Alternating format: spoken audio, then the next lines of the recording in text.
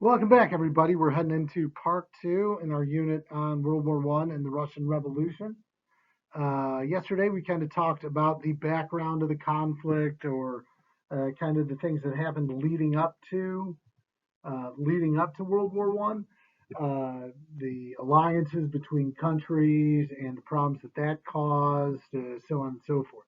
So today we're going to go. We'll be a little bit shorter today, but we're going to go in a little bit more depth as to the beginnings of the actual fighting and why this is a world war.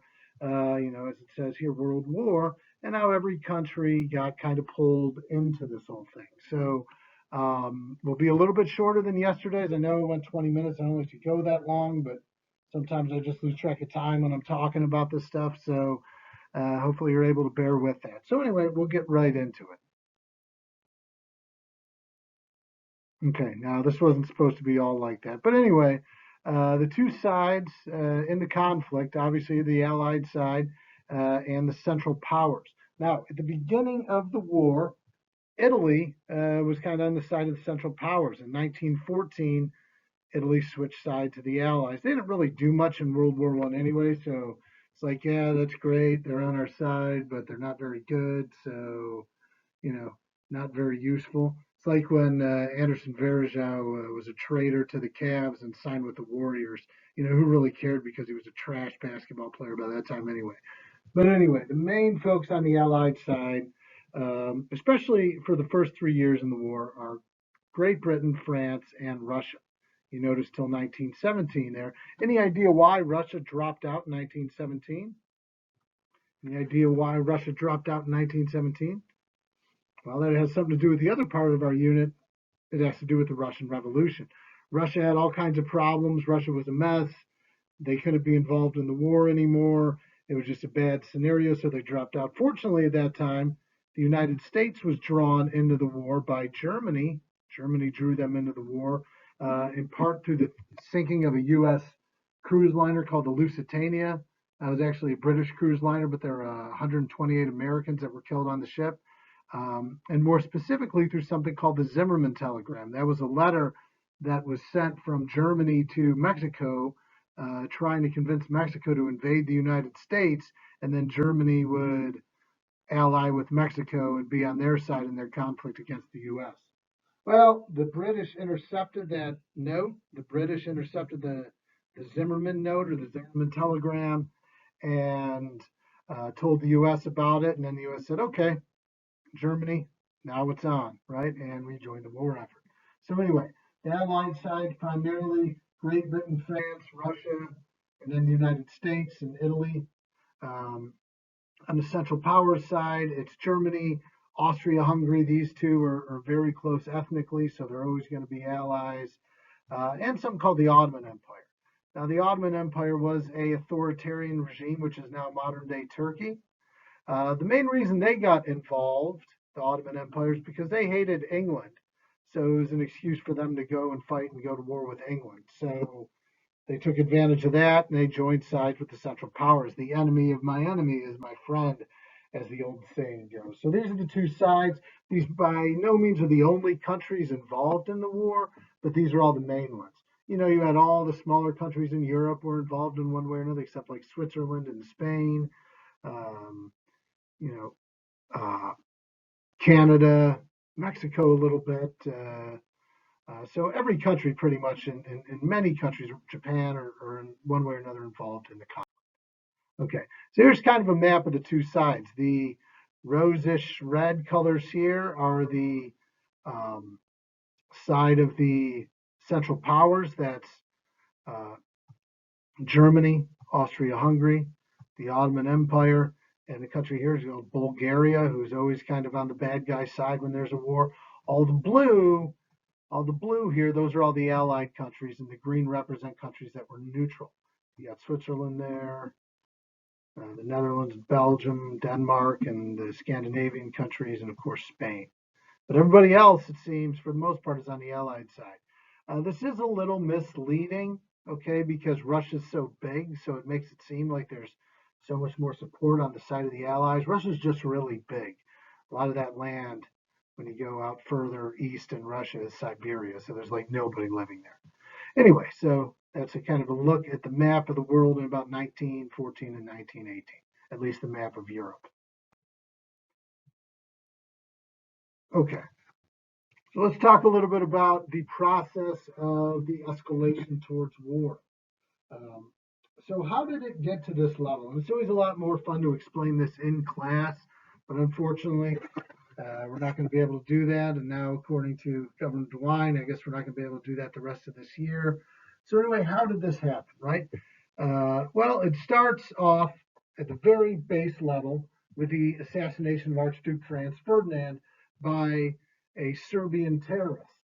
Okay, so it's a non-government funded terrorist group called the Black Hand that kills Franz Ferdinand. Okay, so in response to that, Austria-Hungary, of course, declares war on Serbia, right? Because Serbia is where the terrorists came from. Kind of like 9/11, you know, kind of when 9/11 happened, even though Osama bin Laden was a leader of a terrorist cell called Al Qaeda, we went to war with Afghanistan because Afghanistan was where a lot of the Al Qaeda involved people were from, or they provided them shelter. So we went to war with them there, even though it wasn't specifically the country of Afghanistan that attacked us after, when 9/11 happened.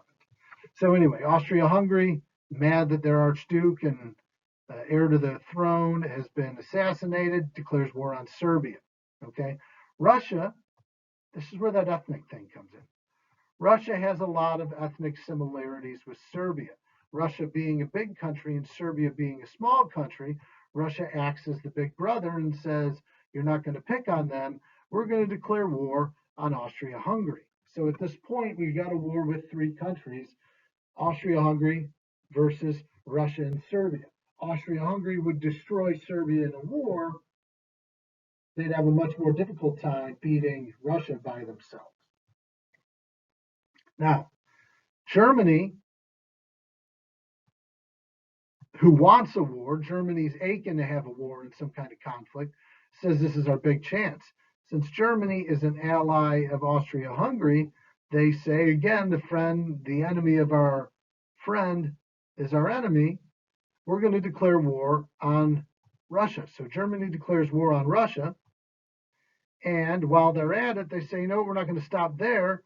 We're also going to declare war on France because they're France and they're terrible, but also because France is an ally of Russia. Is everybody still able to follow? Okay. So where are we at now? Archduke Franz Ferdinand gets killed by a terrorist group, so Austria-Hungary declares war on the country that the terrorist group is from.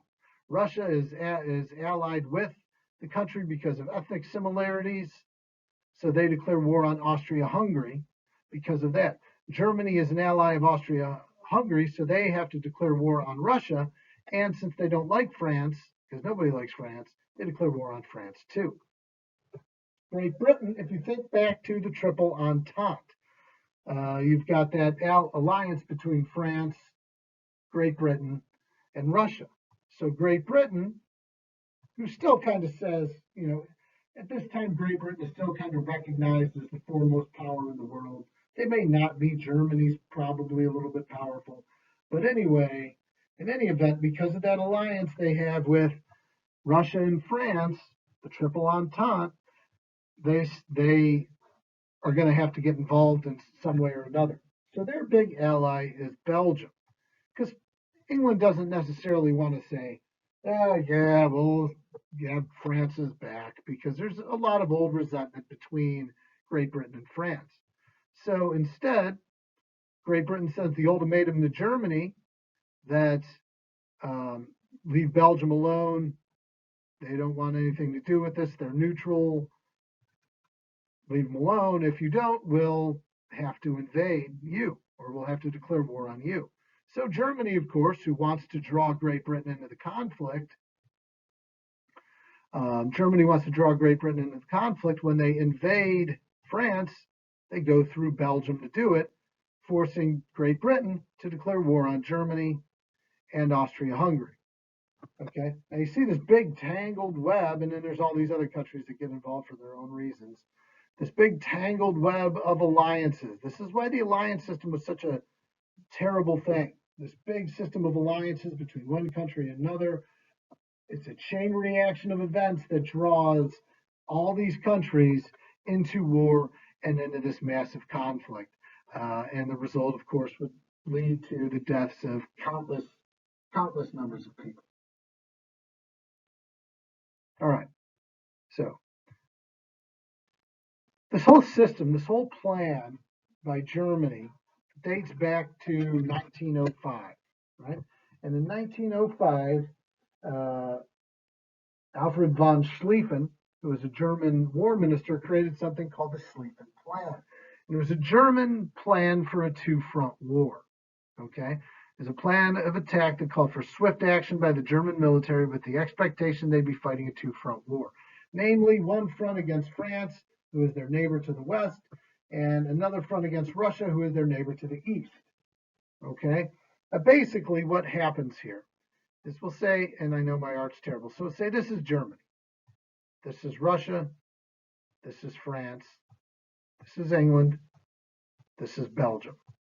Okay, I know that's really bad. We'll make Germany a little bit bigger. All right. So essentially, what we see happen here is Germany figures that they have to come with this plan to win a war on two fronts, which means you're splitting your military in half. They also have Austria-Hungary down to the south, but their military isn't all that powerful. Of the Central Powers, meaning Ottoman Empire, Austria-Hungary, and Germany, about 80% of the military was Germany. Germany was a very militaristic country. Okay, so basically, this Schlieffen Plan was one in which Germany would take about 85% of their military force and invade France. They'd invade France and be successful there and set up, protective borders and things like that along the French-German border. They'd take about 85% of their military to attack France. The other 15% would attack Russia. After they've overwhelmingly defeated France with 85% of their military, they take some of that and send it to help reinforce the Russian side. Because even though Russia had the world's biggest military, their military was really, really poor and underfunded, which I'll talk about later. So it didn't really work out. So it didn't work out well for the Russian military. So basically, this is what ends up happening. I'm going to switch the color here, so hopefully you can see maybe a little bit better. We'll use white. Now, Germany does send 85% of their military to attack France. They think they'll easily be able to take Paris. What they didn't expect was the French military to mobilize so quickly and go and meet the Germans. What this created was, an area where they were unable to move any further, and both sides got entrenched with one another along something that ultimately became known as the Maginot Line. Because the quick, swift French response, they stopped the German advance, meaning 85% of the German army is here fighting against France and is unable to go over and support the Eastern Front against Russia. Now, like I said before, the Russian army was very large, but they were weak. So 85% of the German military is able to hold off Russia, but 15% of the German military is able to hold up Russia, but 15% of the military isn't able to defeat Russia. So what this means on the Eastern Front is going to be very much the same as the Western Front, where both sides kind of meet in a spot and neither side is able to gain ground. There's something called a stalemate or a war of attrition. And that is essentially what World War that's essentially what World War I becomes. This conflict with devastating numbers of lives lost and people killed, with very little ground gained on either side. Okay. Now, just to kind of close off here, we'll talk a little bit about the immediate reaction to war. Okay. Now, one last point about the Schlieffen Plan, right? As you noted at the end of the thing there, so this was based off a series of assumptions by German military leaders. Okay. Well, the problem is when you make assumptions, there's no way to guarantee an outcome. And that proves to be a big problem for the Germans as they have all kinds of trouble here dealing with being able to advance beyond, beyond where they had gone and met the French on one side and the Russians on the other. Okay. But what the Schlieffen Plan also shows us is that Germany, because remember, Schlieffen Plan dates back to 1905. So this shows us that Germany was planning on some sort of conflict like this long before it happened. Okay, so militarism and long-term militaristic intentions in Germany were something that had been around for quite some time. So they'd had a long period of long-term militaristic intentions. So now the reaction to war is actually quite surprising. Okay, people were excited. It's the 20th century. There's all this new technology because of nationalism. Every country in Europe thinks it's the greatest country in the world. They want to show off their new power and ability and all that stuff. And people, because of that, thought that the war would be over really quickly. They'd go fight for a while. One side would get the heads up over the others, and everybody would kind of back off and say, okay, that's enough. Well, things didn't turn out that way. As time went on, the lack of the time to prepare, at least outside of Germany, created a lot of economic problems in these countries in Europe as they were dealing with mechanized weapons and things of that nature that, put untold devastation on Europe, the likes of which they'd never seen. Okay, so all these economic problems were a big, big issue in Europe, and again, created for them really a lot of problems. But the funny thing is, people at first when the war started are like, "Yeah, war. We're going to be sweet. We're going to win. We're going to show how strong our country is." And that all ended really, really quick as the true devastation and horror of World War I became a reality. Okay, so folks, I'm going to shut things down there. I'll send you one more set of notes this week tomorrow for this week, and that'll come tomorrow.